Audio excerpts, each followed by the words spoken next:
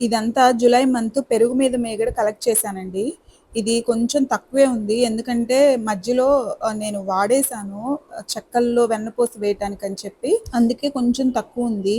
Fungus వస్తది అంటున్నారండి. ఏమీ రాదండి. నేనైతే 1 మంత్ కంప్లీట్‌గా ఉంచుతున్నాను. ఇంకా 2, 3 డేస్ ఎక్స్‌ట్రానే ఉండిద్ది. ఈవెన్ డీప్ ఫ్రిడ్జ్‌లో గూడా పెట్టనండి. నార్మల్ ఫ్రిడ్జ్‌లోనే పెడతాను. నేనెలా పాలు కాస్తాను, పెరుగు ఎలా చేస్తాను అండ్ పెరుగు మీద మీగడ ఎలా కలెక్ట్ చేస్తాను అనేది చూపిస్తాను. ఈసారి ఉన్న మీగడంతా ఒకేసారి వేసి చేసేసాను. త్వరగా అయిపోయింది. అండ్ 3, 4 టైమ్స్ వాష్ చేసి, వెన్నపూసంతా వాష్ చేసి ఇలా అయితే నెయ్యి చేశాను. కరెక్ట్‌గా 1 లీటర్ వచ్చిందండి. అండ్ ఇదైతే శ్రావణ మాసం కదా! దేవుడి దగ్గర పెడతామని చెప్పి కరివేపాకు కానీ ఏమీ యాడ్ చేయలేదు.